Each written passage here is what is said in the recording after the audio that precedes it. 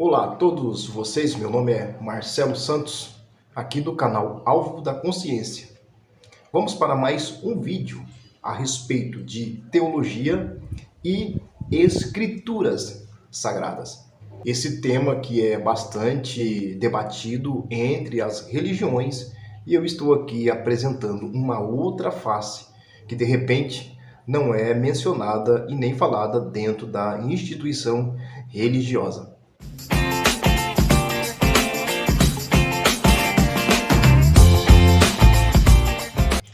É muito importante dizer aqui, primeiro, que a Bíblia, ela não é um livro que foi escrito por Deus, com os anjos e enviado para a humanidade com um código de conduta, regras e preceito para que o ser humano pudesse andar por ele, escrito pelo o próprio Deus ou por pessoas enviadas por Deus, ditando aí essas condutas e essas regras e esses preceitos como uma carta endereçada à humanidade.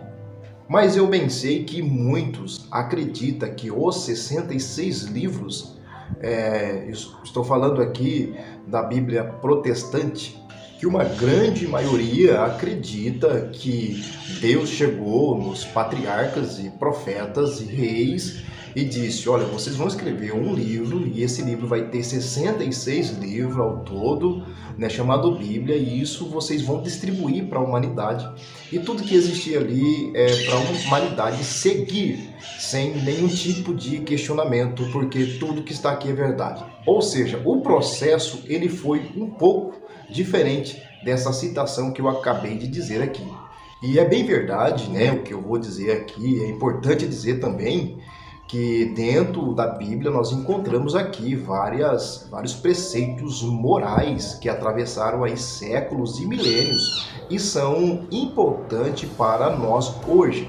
Isso é verdade, mas é verdade também que outros livros que falam sobre religião, que são mais antigos do que a Bíblia e que também traz preceitos, que traz um conceito de moral que servem e valem até os dias de hoje.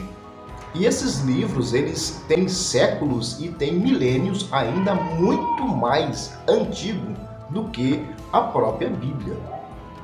Mas eu quero dizer que o grande problema não são os conceitos morais que é encontrado aqui. O problema é que junto dele vem toda uma cultura totalmente exclusiva, com os seus folclores misturado com mitologia das mais diversas que existia lá na antiguidade e que, por sinal, se tornaram doutrina dentro das grandes instituições que nós conhecemos nos dias de hoje. Ou seja, aquilo que era história para um povo há milênio de anos atrás se torna hoje doutrina passiva a ser seguida, que são observada e obedecida por centenas de milhares de pessoas ao redor do mundo. Então, quando você olha, por exemplo, os grandes pregadores, expositores da palavra, entre aspas, que sobem em grandes tribunas e pegam esse livro aqui e diz: olha, Deus me mandou aqui, Deus disse isso, e abre aqui numa página, eles olham aquela página e começa a contar a história dizendo: ó, Deus me mandou eu falar isso, porque isso é assim, assim, assim, e ali ele faz uma regra, e ali eles fazem uma norma, e ali eles fazem uma doutrina baseado em algum princípio que era exclusivo para um povo, para uma nação, para uma etnia há milhares de anos atrás, para que as pessoas sigam exatamente nos dias de hoje, através de contextos confusos e interpretado de forma totalmente pessoal. E a grande maioria delas se tornaram tão obsoletas, mas quando a pessoa diz assim: olha, Deus mandou, está escrito aqui, era como que se a água parasse e aquilo fosse realmente toda a verdade. Então eu quero dar um exemplo aqui bem prático a respeito de tudo aquilo que se conhece como divindade e escritura sagrada, que na verdade não é uma crítica, pois eu nem quero falar aqui nome de nenhuma instituição, mas eu tenho certeza que todos têm o conhecimento do que eu vou falar aqui, que estão relacionados a 4 grupos distintos que acreditam de formas diferentes, usando a autoridade da Bíblia, a autoridade de um ser divino, de uma pessoa divina, de um ser totalmente poderoso para poder legitimar as suas pretensões. Então vamos lá para a comparação. O primeiro grupo, eles usam aí esse ser poderoso, que tem também o seu livro específico e tem o seu livro sagrado, e eles dizem o seguinte: olha, nós temos um dia para ser guardado, e esse dia é a sexta-feira. Vocês sabem de que grupo eu estou falando. E esse grupo, então, ele pega lá todo o seu livro, toda a sua história, e começa a contar de que eles têm que guardar um dia específico, e esse dia é sexta-feira, e eles apresentam vários contextos para provar isso dentro do seu livro sagrado.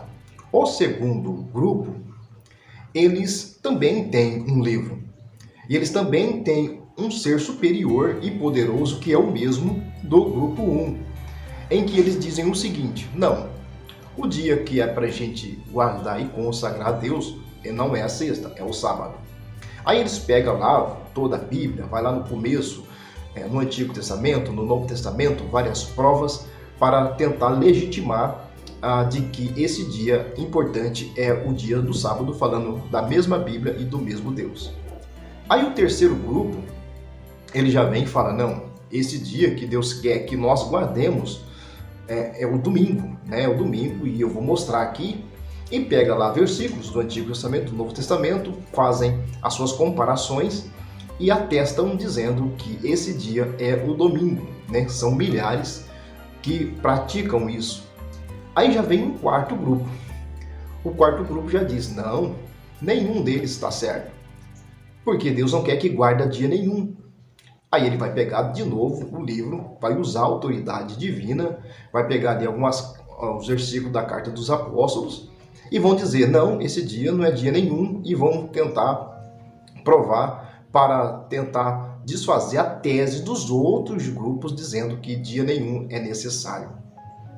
Você percebeu como que é fácil, ao mesmo tempo é complexo você trabalhar quando você usa a questão da fé e da crença dentro de um livro em que tem que ser estudado de forma, um texto de forma crítica, usando ali os instrumentos que são utilizados, que nem a hermenêutica, a exegese, para tentar entender em qual cultura, em qual época, qual é o contexto temporal e cultural em que isso foi inserido, para que a gente possa ter um entendimento muito mais claro.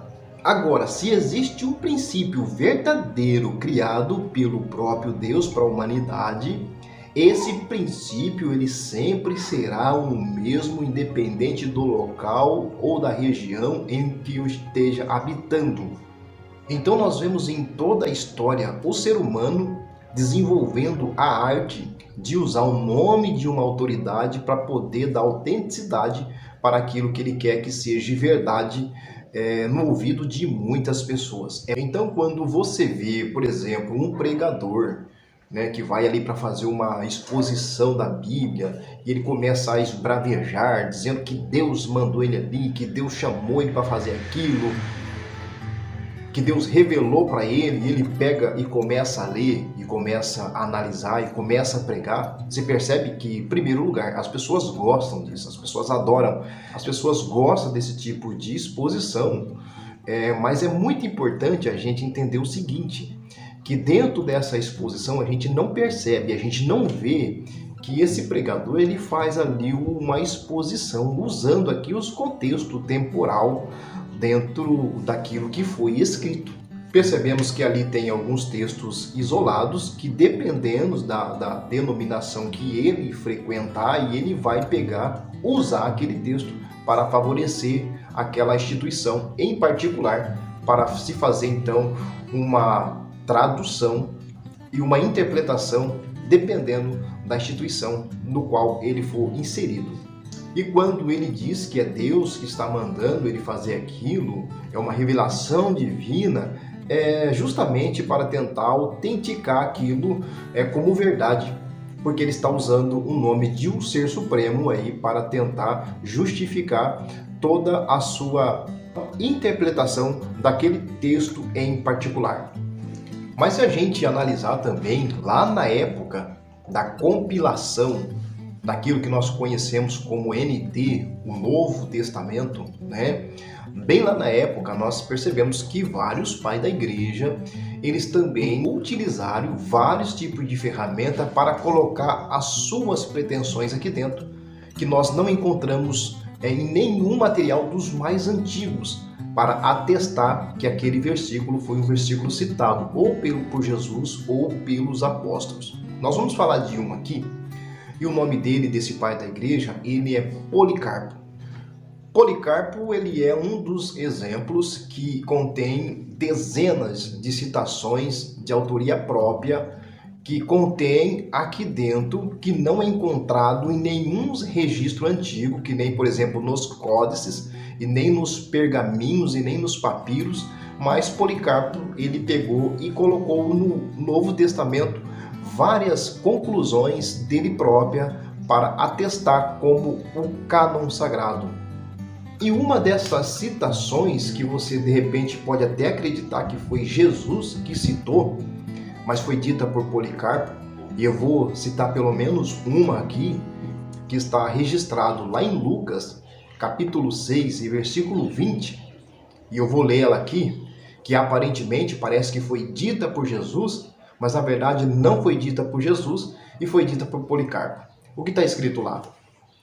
Está escrito assim, ó.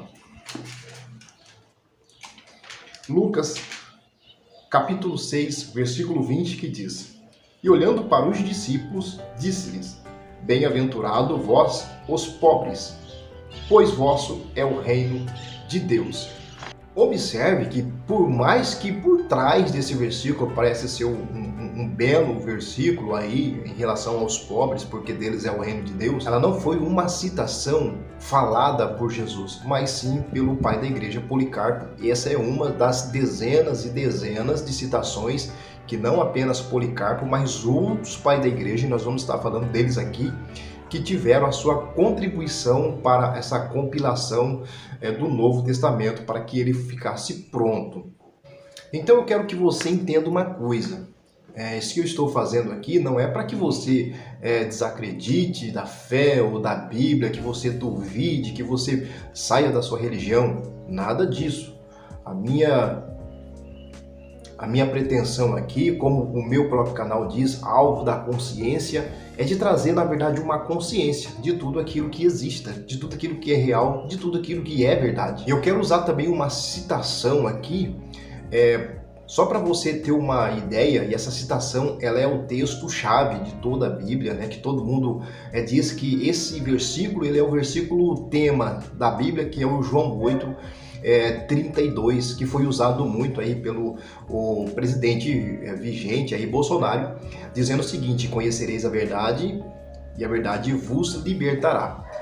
Esse versículo não está dizendo que conhecer a verdade significa conhecer aqui.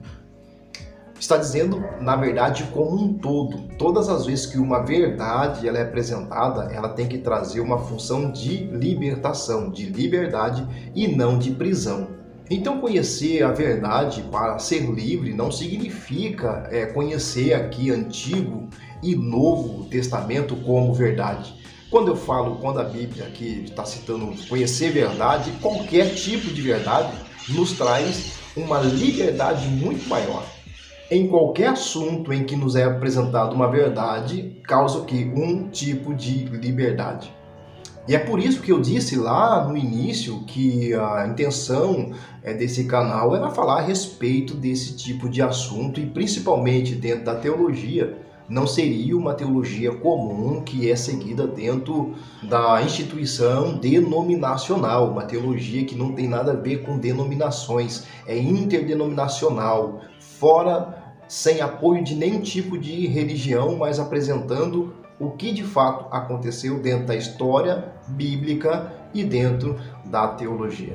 E se você é um daqueles que gosta dos nossos comentários aqui, dos nossos vídeos, você compartilha aí com os seus amigos, né? Você se inscreve no canal, você dá um like aí. E pode também estar deixando aqui o seu comentário, e pode também estar deixando aqui também a sua opinião e a sua sugestão a respeito de algum tema que nós vamos analisar de uma forma totalmente neutra, respeitando aí as regras da hermenêutica, ciência de se interpretar a Bíblia.